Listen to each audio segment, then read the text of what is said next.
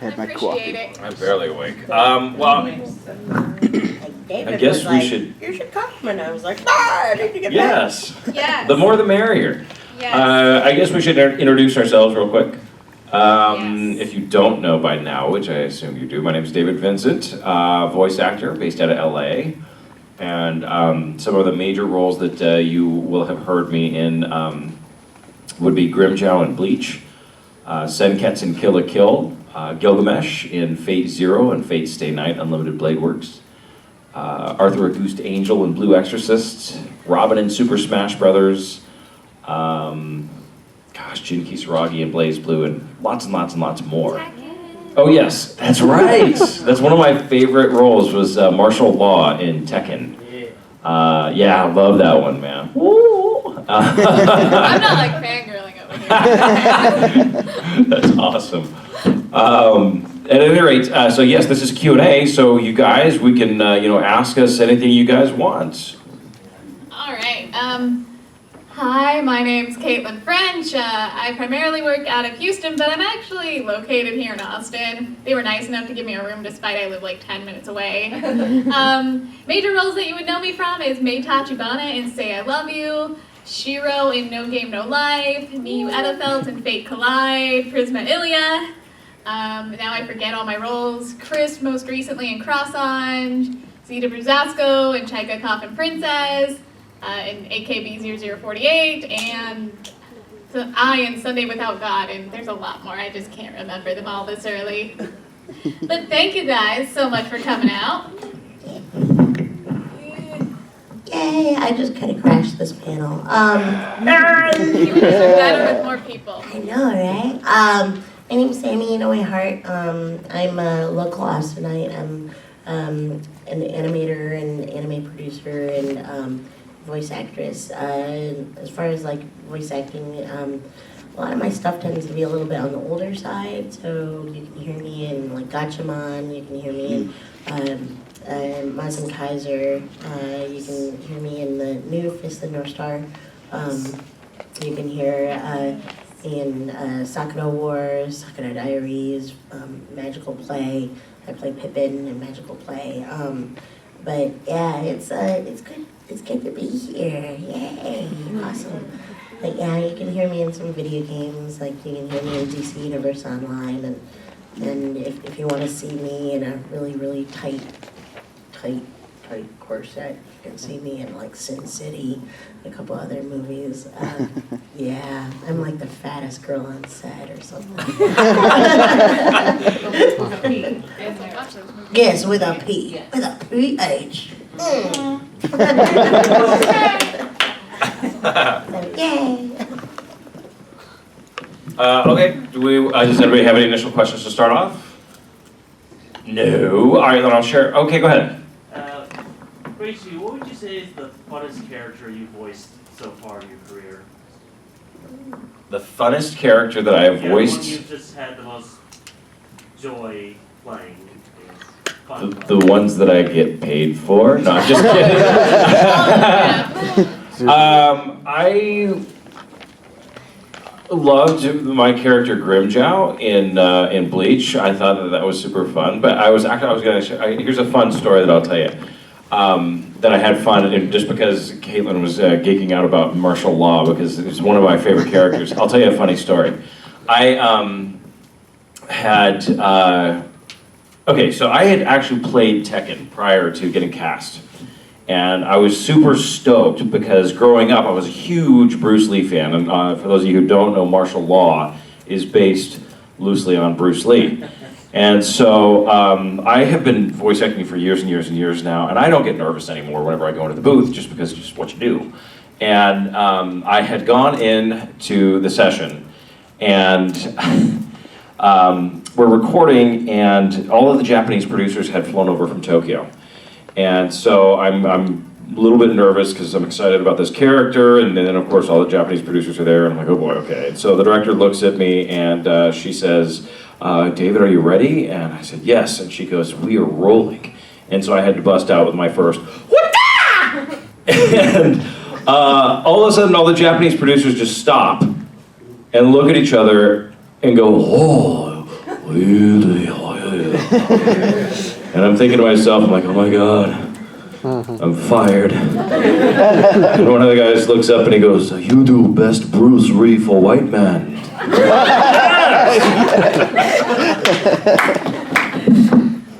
Oh goodness. I'm guessing Harada was there, the executive producer of Tekken. I imagine, yeah. Oh my goodness. I mean, I guess I had that big experience of getting cast in a role of something I was already familiar with No Game No Life. I've told it a lot that I got that call after spending an evening talking myself out of being attached to that show, because when you watch anime or anything, you're like, you don't want to get attached because you don't want to get your hopes up, and it's a terrible feeling to be disappointed. Well, I'd spend a night talking myself up, being like, nope, whoever's gonna get it, and then I got called the next day for it to play Shiro in No Game No Life, and I ended up crying in a closet at work about it. Good luck. I work at a preschool also, so I'm like surrounded by like supplies and everything, so I'm sitting there really excited about it. But that's one that I enjoyed because I was such a fan of it. But admittedly, some of the most fun roles is when I get to be the mean girl, and I very rarely get to do that. So Chris from Cross-On is one of my favorites that I did recently, because she has this ballistic Shinji Ikari meltdown on everybody around her, and I don't get to do that. And if anyone's ever seen Maria Holic, I play Matsurika the maid, and she is the meanest spirited, straight-faced character I've ever seen. She just calls people terrible things in the flattest, most monotone voice, and she just brushes it off. She doesn't care, and it was probably one of the most fun experiences I've had in the booth, just getting to prattle off like that and not always delve completely into the emotional side of a character. I always have fun in the booth, because there's always just stupid things that happen in there. Like, I get really excitable and I flail a lot.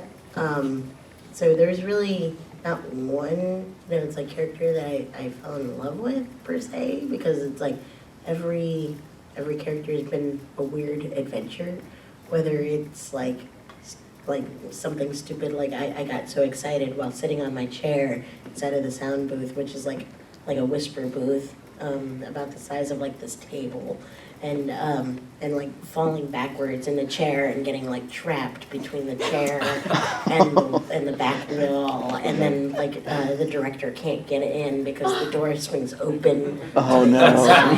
It's like stupid things like that always happen in the sound booth. Do you sit when you record? What? Do you sit when you record? A lot of times, yeah. If I have to do a lot of screaming, Yeah. I sit. Oh, Because I have to get deep down. I was like I was the screamer here in Austin. So whenever there was like anything that had like a lot of like yells or screams, it's like they're like, get Sammy, she'll do it. Because apparently I sounded like one of those like B horror movie scream queens apparently. Because yeah, that's actually, screaming is actually really hard to do, because it's like a lot of times if you're too nervous, you end up sounding like, oh. It's like that's not screaming. It's like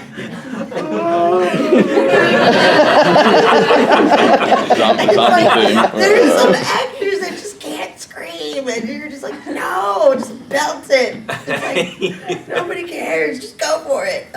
But yeah, it's like there was a time where it's like the studio was actually off of 5th Street. 5th and San Marcos Street, just east of I-35 in Crackhead Central back then. Back then. It's not Crackhead Central anymore, but or is it? But yeah, it's I was biking near Town Lake, and the director called and he was like, can you get over here like real quick? It's like, how fast? And he's like, can you be here in like 10 minutes? We need to record this Walla session, and we need a girl, and no girls came in. I was like, oh snap! So I rode my bike all the way over to the studio down Lake, and I had on like a windbreaker jacket and a windbreaker like pants, like the swishy sounding pants, and so it's like I got into the sound room, and then like not even 2 minutes into it, like the director was like, "You're really loud. Can you just like not move?" Because it would be like every time I would do something, it would be like, and so I was like, okay, and then like I hear the button again, and Charlie's like, can you take off your jacket? I was like, sure. It's like I took off the jacket, and I was wearing Under Armour underneath, and he was like, oh, can you take off your pants? I can hear you move every time you move, because it's like you shift your legs and it's like swish. So eventually I ended up being in that sound room with my bra and panties, and I recorded like it was like, I forgot what show it was, but it was like a whole like 3 episodes just sitting there in the booth, you know, with nothing, and then and the director was like the entire time was like this. So yeah, it's like, so as far as like favorite characters, there's no real like favorite character, but there's stupid funny moments through every recording session. That's a totally legit thing though, because I made the mistake of wearing cowboy boots into the booth once, and I always stand when I record. And I was recording with Mary Elizabeth McGlynn, and she's like, "David, you're killing me." And I'm like, "What am I doing?" She's like, "Your boots, you're clomping around the sound studio." So yeah, that's definitely a thing. Anybody Jewelry, else? jangly jewelry. Yes, Missy. Caitlynn, you mentioned that you work at a preschool too. If you guys weren't voice acting, is there something else you'd like really love to do? I can tell this hilarious story that my first occupation when I was a child that didn't involve Hogwarts or turning into a magical girl, I really wanted to be a pro wrestler. Absolutely, I'm still a massive pro wrestling fan, but I learned what pain was after breaking my foot in dance. I've been a dancer for years and years.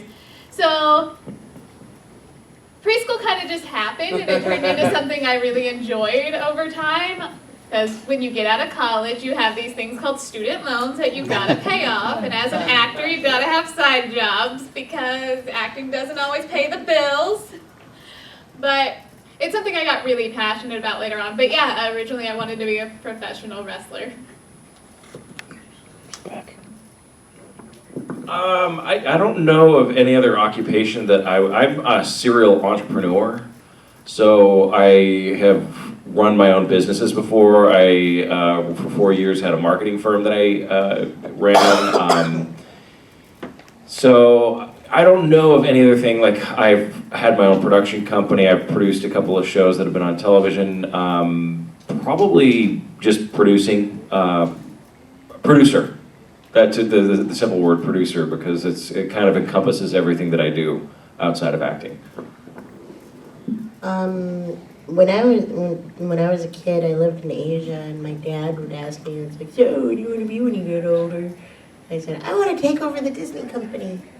It was like my dream. I wanted to be an animator, so it's actually kind of cool. So I did live my dream. I did animation for a long time, and then I found out how much animators normally make, and then I wasn't very happy with that. So I turned into an anime producer. Yay! So yeah, I kind of feel like I am just kind of living the dream. But I would say right now, if there was like a dream job, if there could be like a job just created out of the blue where you just cuddle with kittens. Oh my gosh. You know, just like put me in a room with like 1 million kittens and just like let them crawl all over me and just. Cafe. Oh my God, a cat cafe! But I don't. And cats. Coffee and cats, but I don't want to deal with the kitty litter. That's why you hire people. Yes. Evil. Yes. That would be awesome. There should be a cat cafe here in Austin. There is. What? There There is? There I is. actually work there. What? Yeah, it's called the Blue Cat Cafe. It's in East Austin on Navasota. Oh no, wait. Yeah, Navasota and Cesar Chavez. And it's pretty cool. They have cats, and then we have 5 kittens, and we have coffee and all sorts We of need to stuff. go there. Yes, we You do. start Oh hanging my out with God. us, Yeah, you did. Do you have a deal with like the town like animal shelter? Yeah, all the cats there, except for the residential cat, is from the Austin Humane Society, so you can adopt cats. And yeah. That's cool. That's a dangerous, dangerous place. I'm already like the crazy cat lady. Poor with babies four- already? Four babies. One of them can't walk. And yeah, he's a ham. No, he's a fashion accessory. I'll just like literally just flop him on my head, and he just kind of sits there. He shakes all the time and sticks his tongue out. And he's like. But what he can't see, he can only see things like far away. So it's like when he looks at you, he's like, he always like backs up, and he's like, what? So perfect to poop. Yes. So when you're not busy voice acting and screaming, what do you do on your downtime? Or what do you like to do, rather?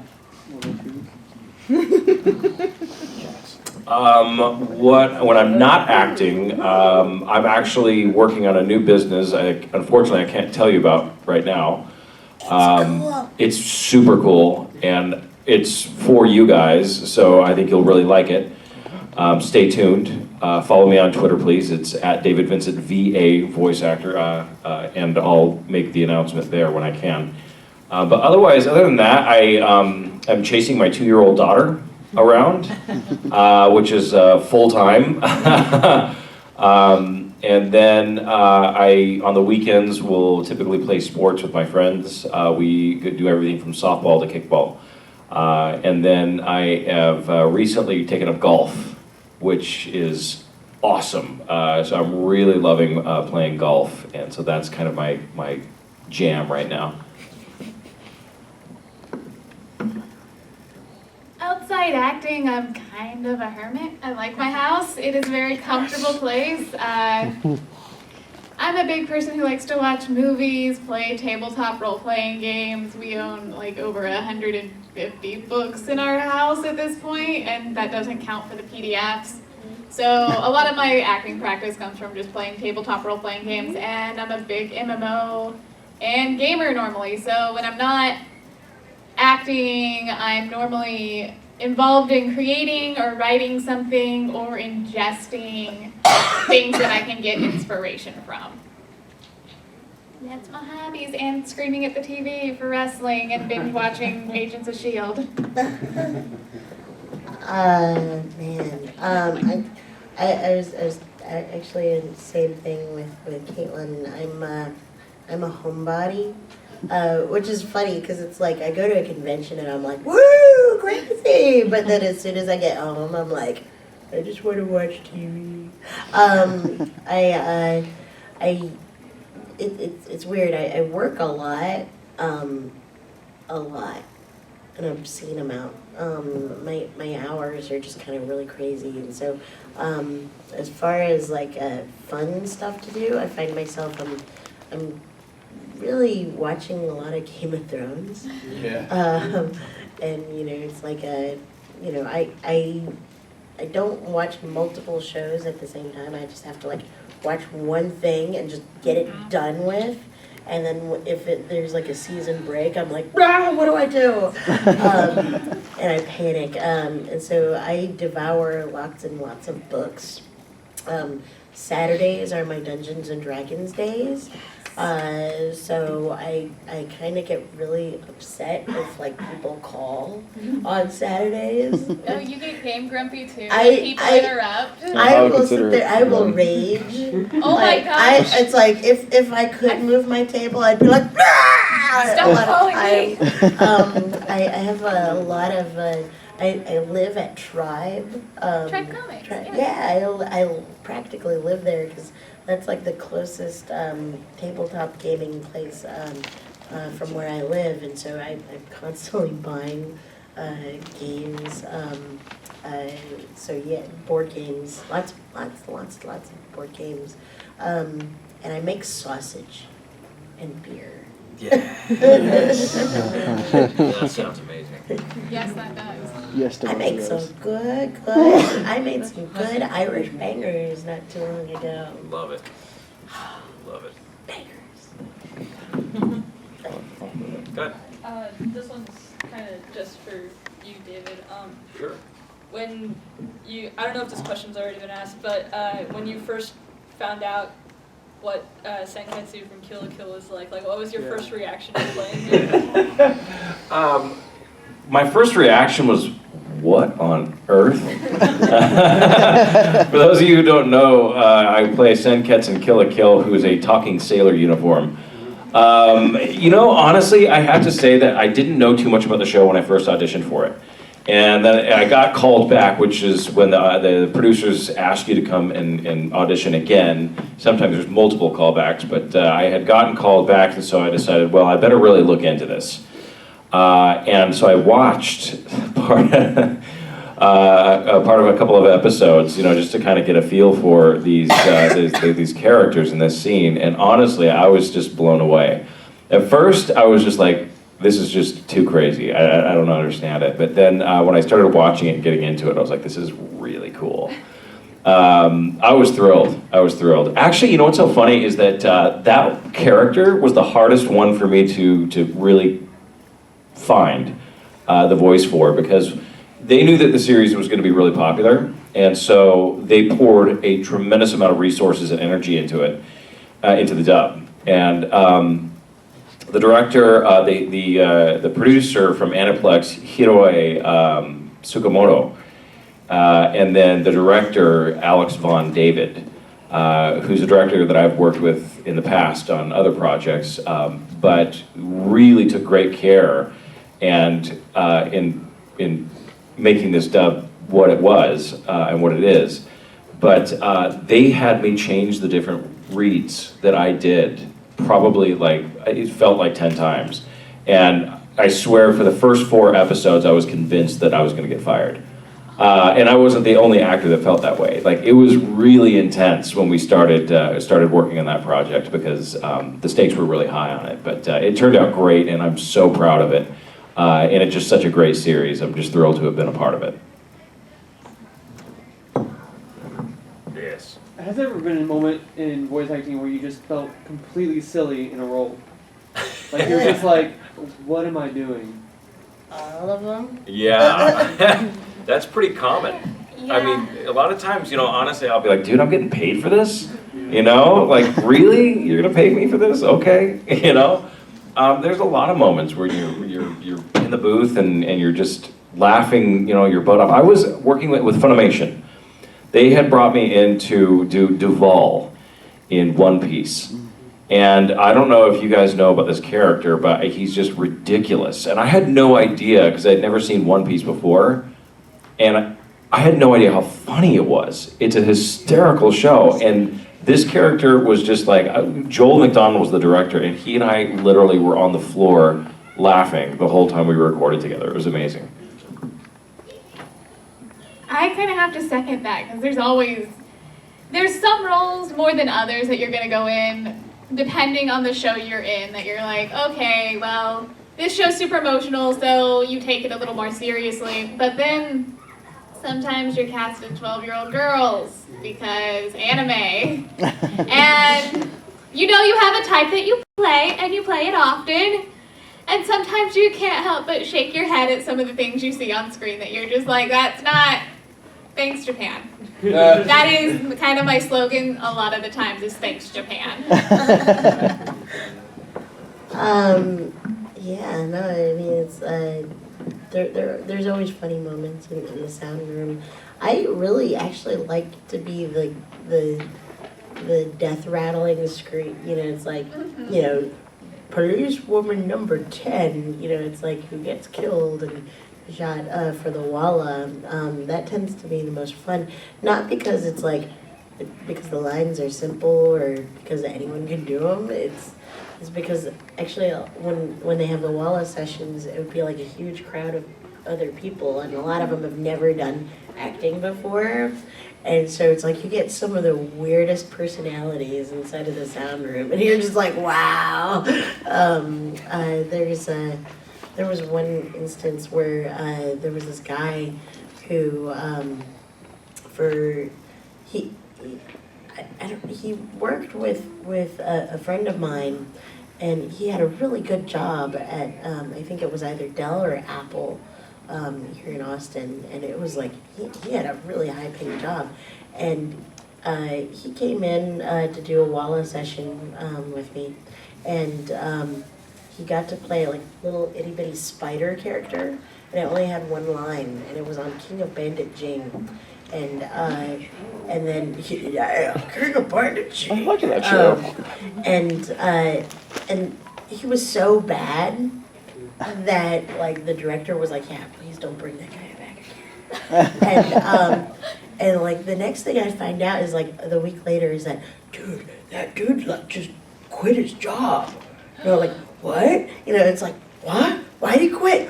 He said that he's going to become a voice actor. Oh, no! You know, and so it's like, and he kept on nagging me and trying to get into like the sound studio, but I was trying so hard to like, avoid it. around. Yeah, dance around without like saying it's like, dude, you just suck, you know. And he managed to. I was bringing in a group of people to do some Walla sessions, and this was like a time period where it's like I was in college, and they were like, hey, we need to have like a group of people for Idlo, the Zone of the Enders. There's going to be like a lot of screaming and dying, you know, it's like bring like a huge crowd. And I would bring my entire class to the studio, and he was waiting at the studio when we arrived, and I was like, what are you doing here? Oh, I don't know, I just thought that maybe, you know, it's like you'd be having like a recording session soon, and I'm like, Wow. wow. Wow. Yeah, and I was like, well, yeah, I am, but we already have the number of people that we need. So yeah, and I'll call you if we need some more one day.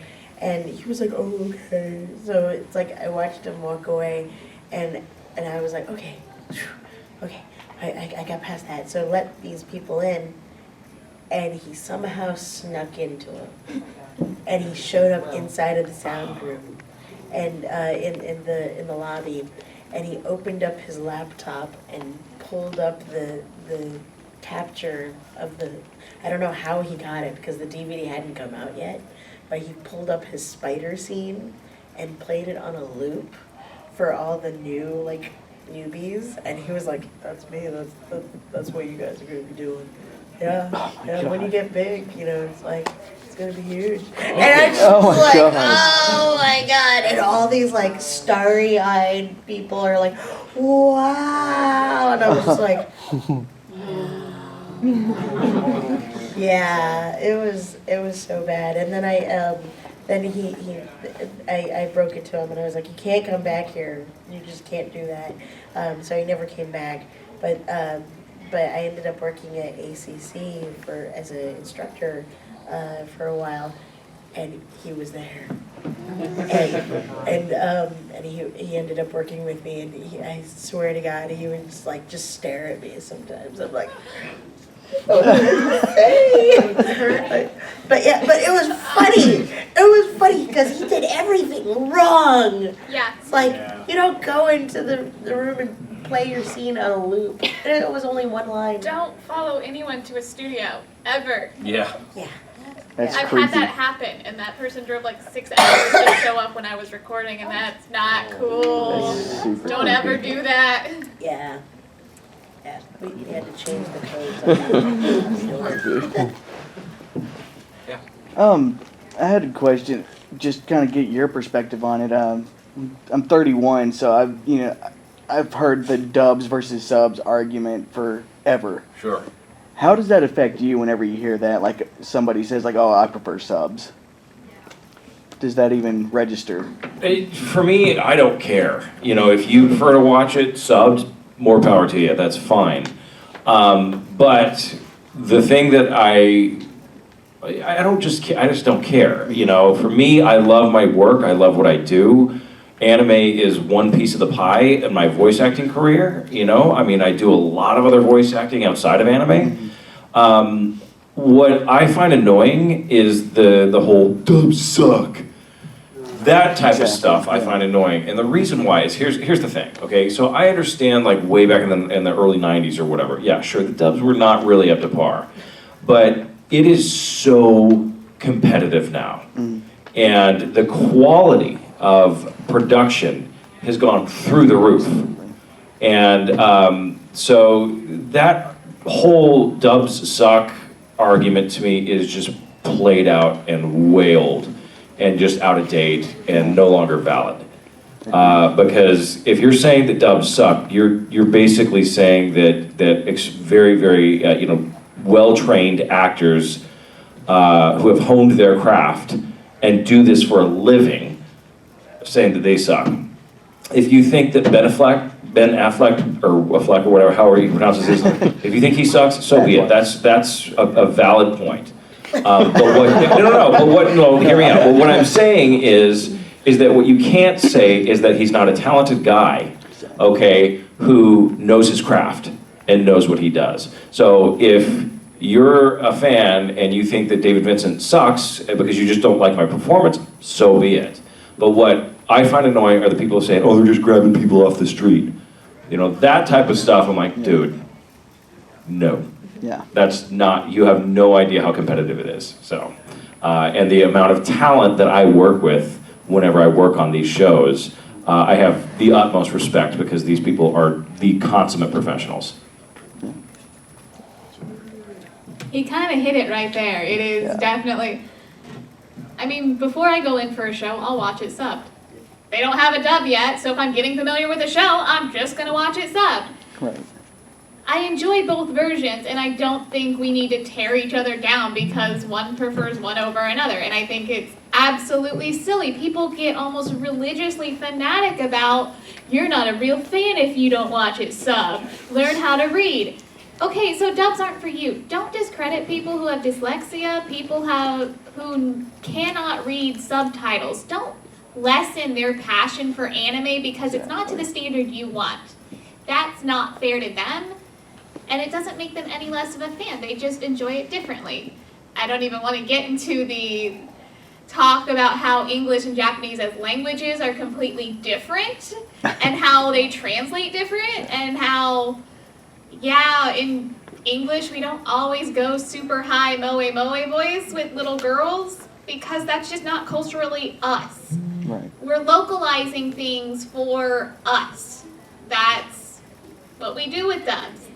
We keep it as true as possible to the original content, but we have to make sure that when it comes over here, not only are we pulling the fans who enjoyed it subbed or enjoyed it when it came out in Japan, but also to pull new people. Dubs are also to bring in new fans as well and relate to a new audience and make it more available for people. And I feel like a lot of people in those sub-arguments completely discredit that entirely. I used to be an adjunct instructor over at ACC teaching animation, and also over at the Art Institute of Austin. I taught animation for a short time, and I had a lot of students who were hearing impaired.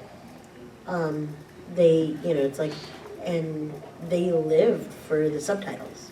It's like, but then at the same time, I had a lot of students who either couldn't read very well, like through dyslexia, or they just, it's like sometimes like they can't really like see the colors of the subtitles very well, and so it's like reading for those students were always really hard, and so they relied on the dubs, and so it's like it's really interesting that it's like, and plus it's like, why is there an argument about subs versus dubs? Because it's not like, back in the day when you go to Suncoast Video and be like, do I pay this VHS and spend $2 more and get it subtitled? Or do I buy the $2 cheaper one and buy it dubbed?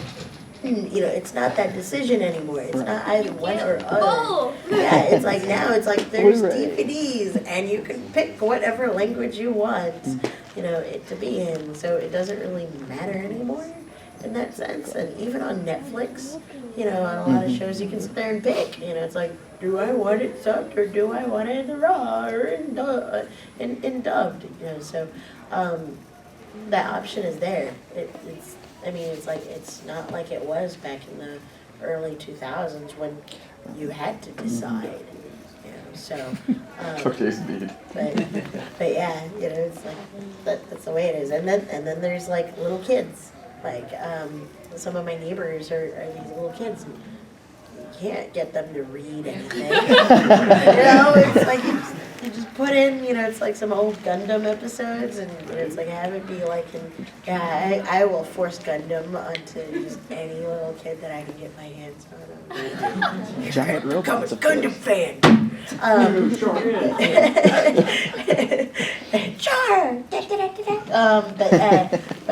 Yeah, it's like they're not gonna read. They're gonna sit there and watch the English, and it's like because if you play Japanese to them, they're like, what? They talk funny. It's like, but yeah. So there's really no argument anymore. Sort of taking this a step further, that idea of like localizing a show so each group kind of has it on its own terms is part of a kind of globalization too, where a theme can then be, everybody is familiar with it and has their own version of it around the world, but it kind of allows for dialogue or sort of a loop where people are contributing to it. And do you see that it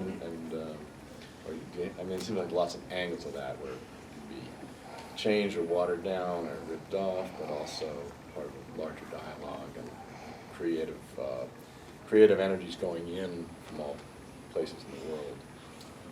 Well, yeah, I think that it does. Okay, so you have the story. This is the story, right? We got the story here, and it's done originally in Japanese, okay? And Japanese there's such a small, tiny population, but incredible storytelling, right?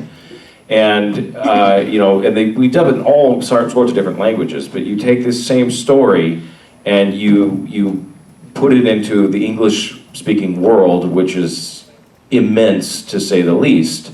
Far bigger, but we're bringing that same story. And yes, of course, we do localize it, like you just said, to an English-speaking ear. And that's, be it UK, Australia, New Zealand, whatever it is, it's still an English-speaking ear.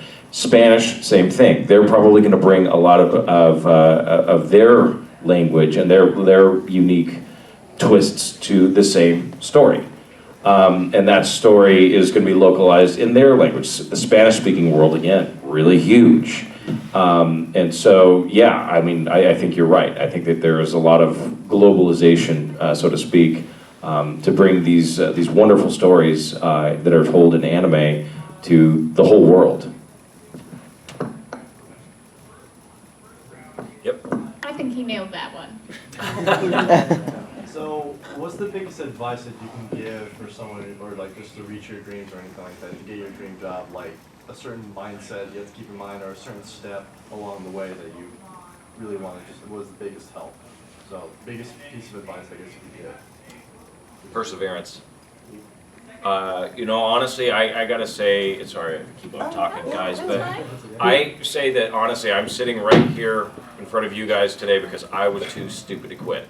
I just kept doing it and kept doing it and kept doing it. I kept doing it when it sure as heck wasn't paying the bills. I kept doing it when I had to work side jobs. I kept doing it. And I just never stopped doing it. It just was part of who I am. And eventually, for me anyway, some people it happens overnight. It certainly didn't happen that way for me. It took me years of just continuing to do it until finally, like bit by bit, more and more, I started working more and more often and kept working, and then, eventually, it became my main thing, and it was a very gradual process for me. So what I would tell you, whatever it is that you want to do, just don't stop. If it's something, make sure, be flexible. If it's something that you change your mind and you're like, you know what, hey, this isn't for me, have that flexibility. But if it's something that you're passionate about and you want to do it. And you're gonna get discouraged, I guarantee it, but just keep doing it anyway. Do it anyway. That's what I would say. Do it anyway. To tack on that, you were stating like how things don't always happen overnight. Patience. There are so many people now who I know will get into and they'll start doing Wallace sessions, and their next questions for me are, when do I start doing cons? When do I start getting big name roles? That'll come in time. You need to be patient and humble. Make yourself easy to work with also.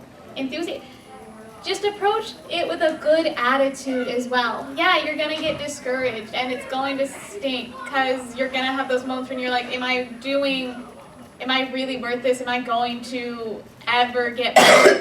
It will. You just, as David said, persevere through and keep going and be patient.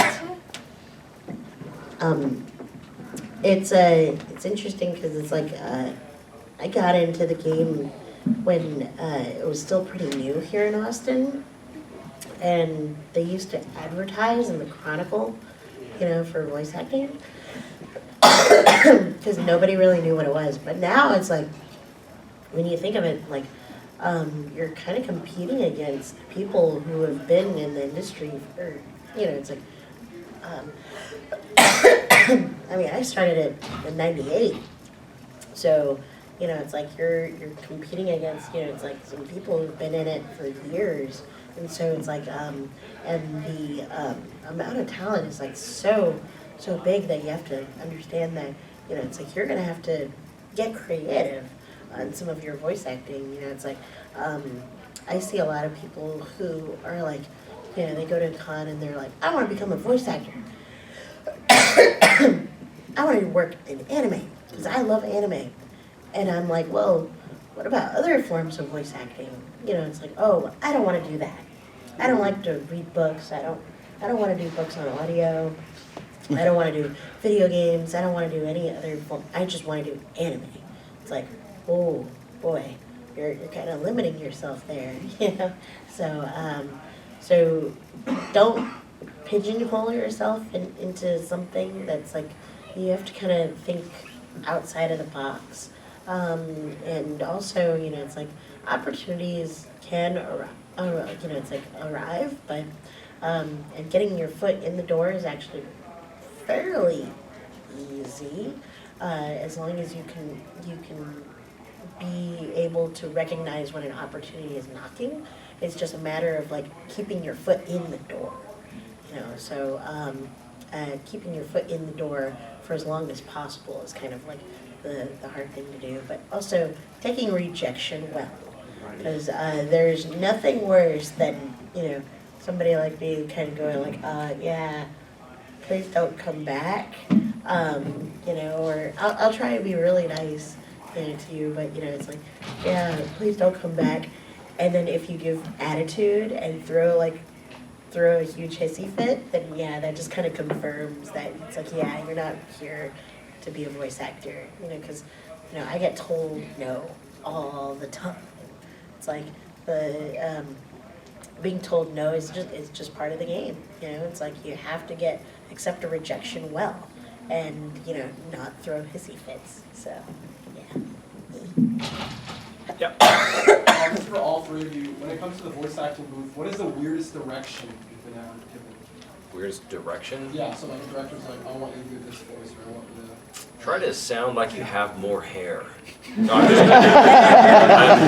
kidding. I have no idea. I can't think of anything as far as like weird direction.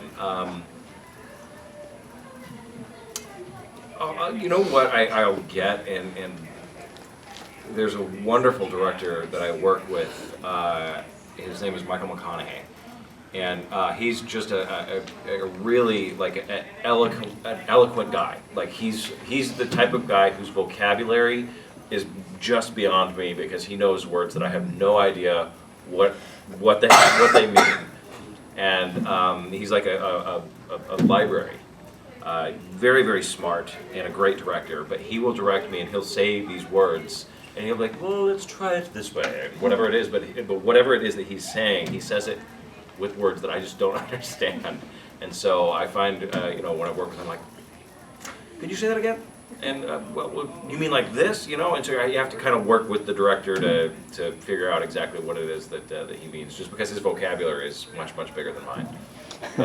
Can't really think of any weird direction off the top of my head. I've never actually had any of those super weird directions that some people have always said, like, yeah, sound more purple.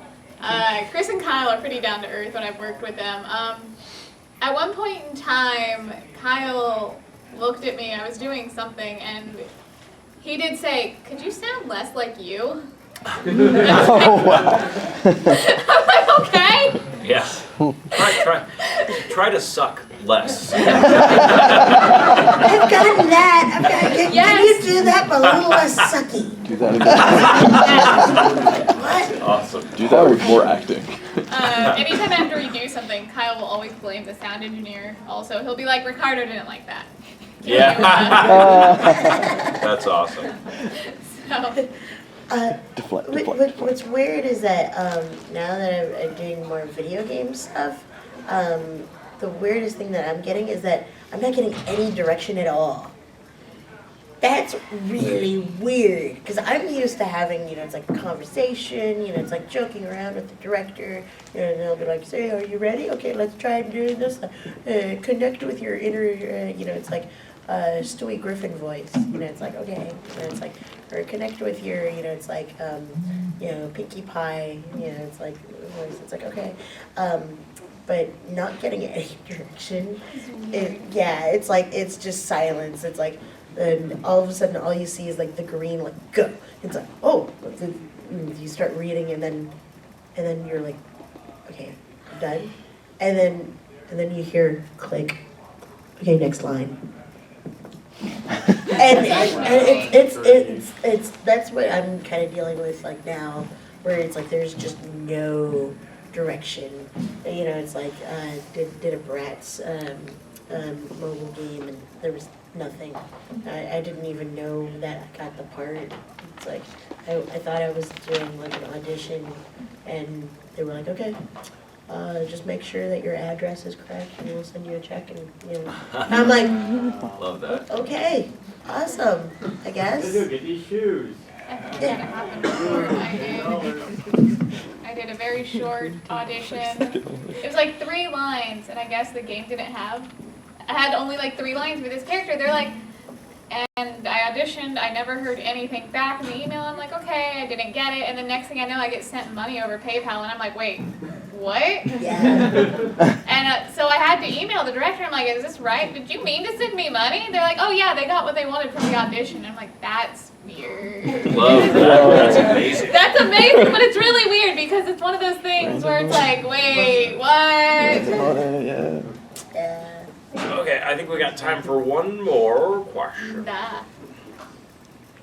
Yes. When you're going to audition for a role and you don't get it, like what role have you gone to audition for that you did not get that you really wanted to get? All of them. All of them. Dude, this is what I tell people who, if you want to act for a living, Yeah. your job is to audition. And so probably 95% of the jobs that you audition for, you don't get. And so, I mean, at this point for me, thousands, you know, I've been doing this a long time. So, I mean, yeah, it happens all the time. And DC Douglas put this in a way that's, it's a little vulgar. Amazing. Great guy. It's a little vulgar, but it's entirely accurate. And that you treat auditions like toilet paper. You use it, you're done, and it's gone. And that's how you have to look at it, is like you audition for it, enjoy the moment while you're auditioning for it, pour your creativity into that character or job or whatever it is that you're auditioning for. But as soon as you walk away or hit submit or whatever it is, off it goes. And it's out of your mind. That's how I try to do it, otherwise I would go nuts. Yeah, there's been some really big ones actually that I've auditioned for that I haven't gotten, and that just happens. I actually feel really odd because sometimes I'll get called up for roles that they're like, yeah, the moment we heard the character, we thought of you. Please read this for us so we know that you're what you want. And I always feel bad because it's when I feel like I audition that I never nail it. But that's just how it goes sometimes. There's always going to be someone out there who might be right for the role over you. And you just got to shrug it off. Because, man, there's something that I'm like, I'm so sad I did not get. But that's life. Yeah. The directors here in town, they kind of already know what I can do. And so it's like a lot of the people here in Austin that I do voices for, I've worked with them for over a decade. So they already kind of have a general idea of like what I can do and what I can't. And so nowadays, I'll just get a call. I'll be like, hey, and they'll be like, hey, I've got a character for you. Can you come in? It's like, oh, okay. And so it's like, I'll come in and there you go. So so it's kind of backwards because I don't really do auditions like I used to. But when I did auditions, it's like that was like you said with the toilet paper. I mean, it's like you just go in and forget about it. And then but for mobile app games, a lot of times the auditions end up being the recording, which is like fun. So it's like, ooh, I got it. You get a check, yay! So yeah. Actually, I think we do have time for one more. Is anybody else? No pressure Question? to make it good. Yeah.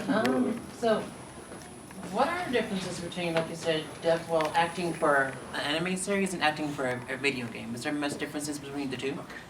Biggest difference between acting for an anime and a video game is anime, the animation's already done, so you're dubbing and you're matching that lip flap and the action of what's happening on screen.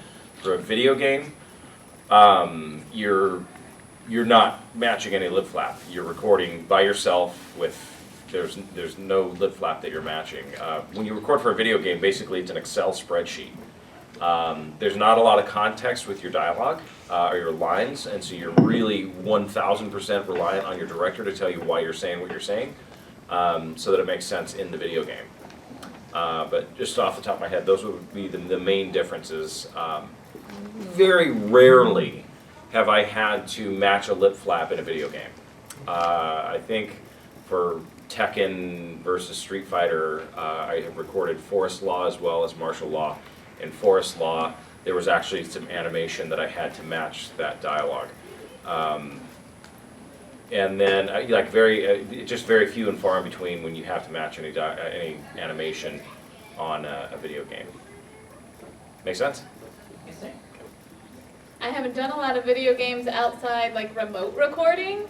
That actually requires either you'll have a director Skype in or they trust you enough that they're like, oh yeah, just record the lines, which is always, self-direction is always the hardest part for me.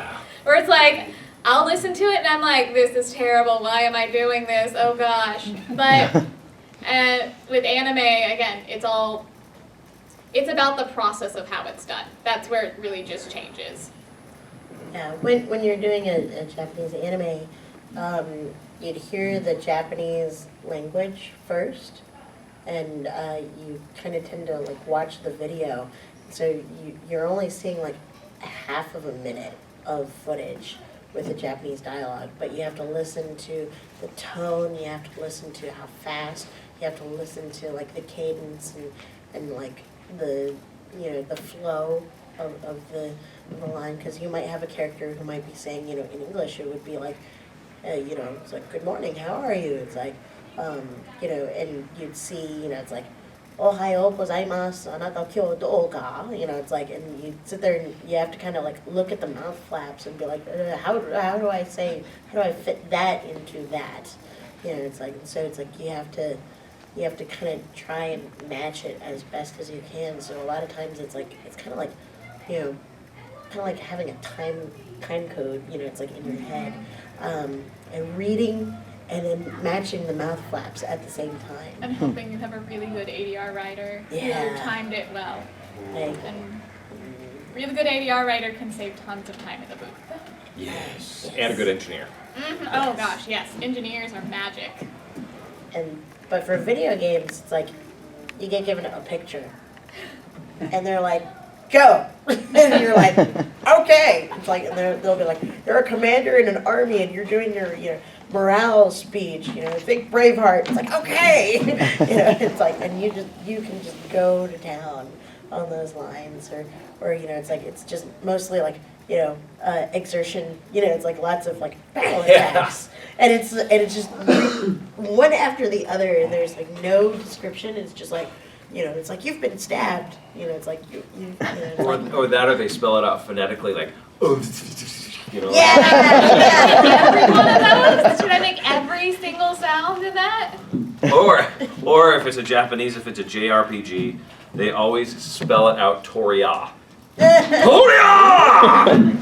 Okay. I think that's our time. Yeah, that's it. Yeah. Thank you guys.